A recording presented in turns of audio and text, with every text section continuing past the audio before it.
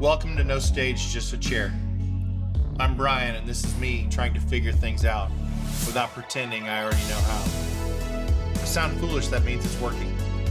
Music sounds a little 80s? Good. I was basically raised on synths and questionable hair choices. And if any of this sounds familiar, pull up a chair. Socks. I like yellow socks.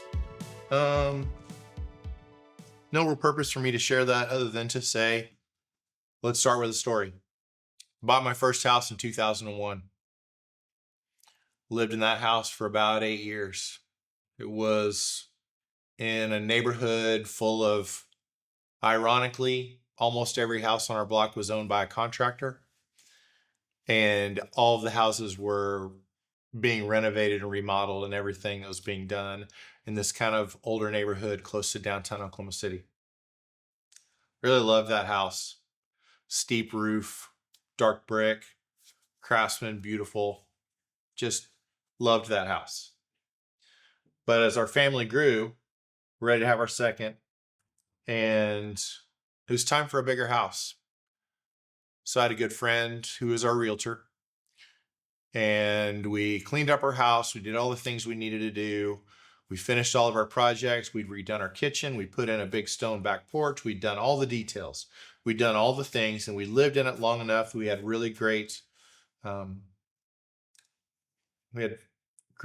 equity in it. We were really excited. And my friend Ann came in as our realtor, and she looked at it, and she was like, "Man, this is great. Here's my advice for you. Take your photos down, repaint your kitchen, clean up your shelves, simplify everything, declutter more." And I looked at her and I thought, well, we were already pretty decluttered, pretty minimalist, pretty modern, we'd done a lot of these things, but she looked at it and she saw it and she called out and told us what we needed to do. And she said, and I thought this was really interesting, in order for people to see themselves in it, they have to see less of you in it. Wow. And that line has stuck with me for a long time. I'm going to say it again. In order for people to see themselves in it, they have to see less of you in it. Because when they walk through the door, they can either be impressed or they can walk through the door and be engaged. And when I say impressed, they may walk in the door and say, "This is beautiful. This is a great space." And there's the other part of the human nature that walks in and goes, "I could see myself living here. I can imagine what life would be like using that kitchen, using that living room, and using that fireplace, and using this place, living in this place. I can see that." And that is how you sell the house. You don't sell the house by impressing them. You sell the house by connecting them. You engage their imagination. Do you hear that? You engage their imagination. It's actually a thing that I think about a lot whenever I meet with clients. When I meet with clients, we have a conversation, and this is just a dead giveaway.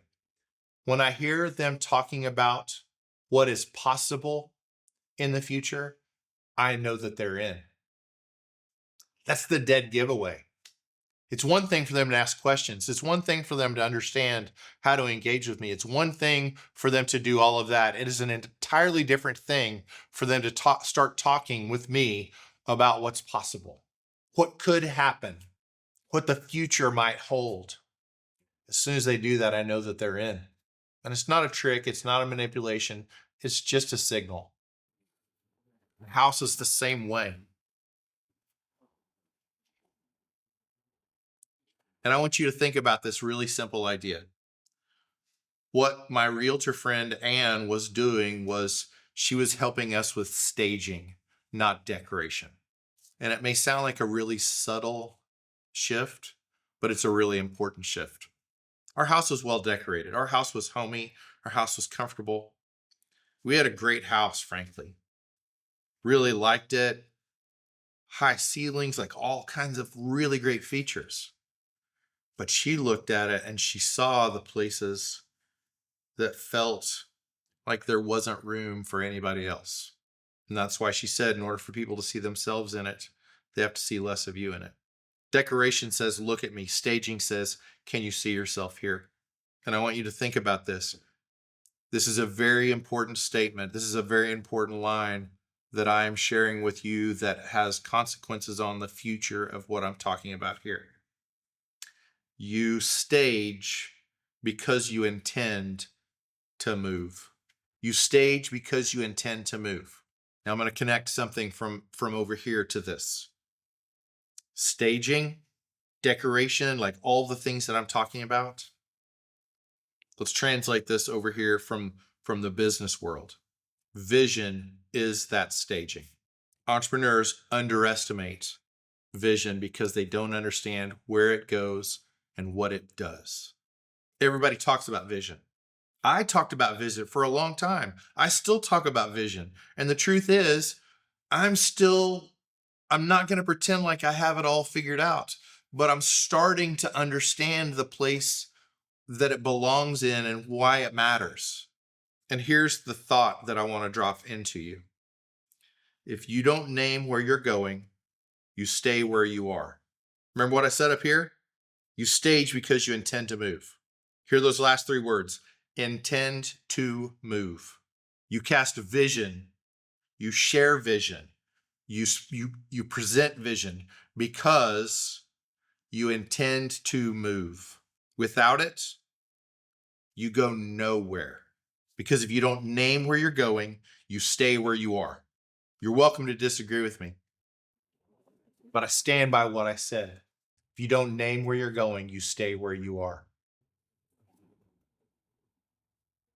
Now, let me be really careful to say this. Vision is not hype. Sometimes we equate vision with hype.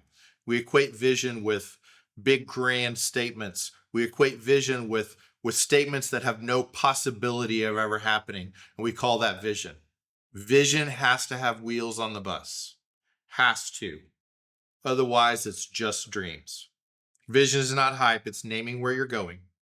It lives in decisions and language.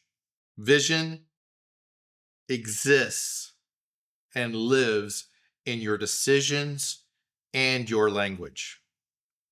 When I sit down with clients, there's a lot of times that I have these conversations that I challenge these things. I'll sit down with a client and they will talk about themselves. I've got a good close friend, and he will just eviscerate himself with insecurity when he talks about it.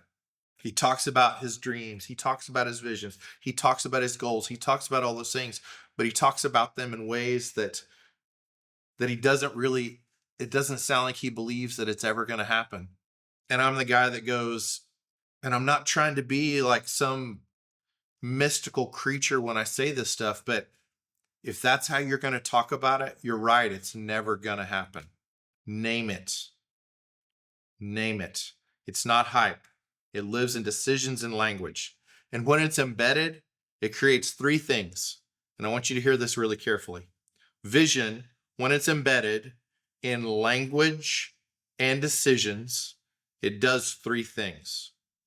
Thing number one, it creates direction. If your team doesn't have direction, they'll get efficient at all the wrong things. Your team, your people, your company, they have to have direction. Second thing that it does is it creates gravity. We've all been in that room with that person that just creates this gravitational pull. And we've been around those companies. We've seen those products. We've seen those ideas, because gravity is the thing that sales doesn't default to convenience, because convenience doesn't build loyalty. You go to that product because of gravity. You understand what it is. You understand why it matters. You understand where it's going. You understand they have said out loud the thing that changes in life because of this product, because of this service, because of this thing. And it creates gravity. Then the third thing that vision does is it creates alignment. And here's the secret thing that I want to talk about. Alignment matters for companies. Alignment matters for sales forces. Alignment matters for customers. But I want to reel back alignment into a very personal side of alignment. And I want it to be I want it to be pointed towards founders, because when you don't have alignment, founders drift. Drift becomes exhaustion, and exhaustion becomes burnout. Now, here's a really important thing that I want you to notice, and this is on purpose. I said vision lives in decisions and language. When embedded, it creates direction, gravity, and alignment. Creates those three things. I want you to also notice this little wrinkle. Direction, in this moment, direction is about your team. Direction is about your company. It creates direction. It creates gravity for your customers, and it creates alignment for yourself. So not only are those things true, but I want you to hear that again. Direction for your company, gravity for your customers, and alignment for yourself. If you can do those three things, if you can have those three things, if you can embed and align those three things inside of yourself, inside of your vision, then magic. That's the goal. I hear too many entrepreneurs whose business plan is to go viral. That's their business plan. I want us all, I want myself to have a business plan that is based on direction, gravity, and alignment. Direction for my company, gravity for my customers, and alignment for myself. So if I can do that, the idea there is dangerous in the best possible way. Now, here's a little wrinkle that I want to throw in behind all of that. If your language and your decisions don't match, your team will follow your decisions. If all we're doing is throwing around words, then words become noise. Your team will follow your decisions. Now, I want to dig another layer deeper yet. I want to talk about fear. Because in vision, in labeling vision and naming vision, the thing that I've watched, and I watched this in myself, I've watched this in entrepreneurs, I've watched this so many times that I've just seen it so many times. When we name that, when we name our vision, when we name those things, the thing that rises up is fear. When leaders avoid articulating vision, it's rarely because they lack ideas. When we avoid articulating vision, it's most generally fear. And if you don't name the future, fear will. Sit in that for a second. Because when fear shows up, a split happens. There's two ways that this goes. When fear takes over, vision fractures. Now, hear that statement again. When fear takes over, vision fractures. I want to give this very important element of it. I was very deliberate in the line that I said, when fear takes over. Now, guess what? Fear is always going to be at the table. Fear is a part of every decision that we make. It is a part of every bit of business. It's a part of entrepreneurship. It's a part of relationships. It's a part of friendships. It's a part of being a parent. It's a part of everything that we do. Fear is a component of everything that we do. But my good friend Kevin talks about this a lot. He said, it's not about fear being there. It's about fear being just one voice at the table. I'm not going to let it run the show. It's not the chairman of the board. It is one voice at the table. And when fear takes over, vision fractures. Let me say this again in a different way. Fear being present doesn't mean that vision fractures. Fear taking over is the thing that leads to vision fracturing. And it fractures in two ways. Vision either becomes concealed, we start playing it safe. We start being soft. We soften the language. We hedge our bets. We mirror what's going on in the room. And in the back of our minds, what we say is, if I don't fully say it, I can't be rejected. If I don't fully say it, they'll never know I'm wrong. That's fear. That's concealment. When you listen to that voice, you disappear into consensus. And consensus doesn't change the world. And here's the other side of that coin. When fear takes over, vision fractures. It becomes concealed vision, or it becomes overhyped vision. We've all been in that room. We have a leader, we have a person, we have an idea that is so afraid of being invisible, so afraid of being ignored, that they amplify everything, they exaggerate everything, they perform everything. It becomes so loud, and we We convince ourselves that if I say it loudly enough, I can't be ignored. If I say it loudly enough, everybody will see that I'm right. Loud doesn't equal right. Loud is usually the red flag of insecurity. And those two fears are the same fears, just wearing a different costume. We either conceal or we exaggerate. And in a lot of the podcasts, I've talked about this pendulum swing of going from one extreme to the other extreme. We conceal or we exaggerate. And the reality is, somehow we have to land in this middle ground. It's the same fear, different costumes. Both are reactions. Neither is direction. If you want to land in a place where you have direction, gravity, and alignment, then think about this. Staging is the disciplined alternative. Think about vision as it relates to staging. Staging is not silence. It's not an empty room. It's not an empty house. It's not endless possibilities. It's enough choices to give a direction. It's not a boat without a rudder, but it's also not spectacle. Nobody wants to walk in. Nobody wants to buy the house with the bright red walls. Nobody wants to buy the house that's everything neon and everything bedazzled and everything, because all you look at is everything that you have to fix. We don't want silence. We don't want spectacle. We want discipline. We want editing.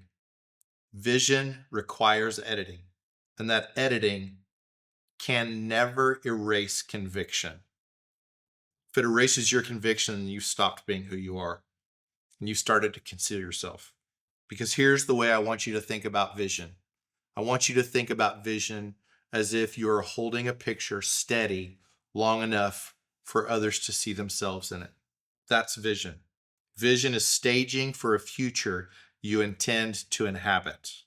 Vision is the moment that they can see themselves in it with you. Vision is the moment that they can see how they can contribute. Vision is the moment where customers see how beautiful it is what you're offering. Vision is the moment that you can look at it and go, yes, that's what I meant. And here's the thing that I want to think about. Vision is vulnerable. It's not as scary as being trapped, though. It's not as scary as being trapped in a future that you will never escape from. Name it. Because when we believe in a vision enough to risk potential pain for the payoff of realization, something powerful happens. When we staged that house, we didn't change its structure, clarified its potential. That's what vision does. It clarifies potential, clarifies the future so you can move towards it. And if you don't name your future, if you don't name where you're going, you will stay where you are.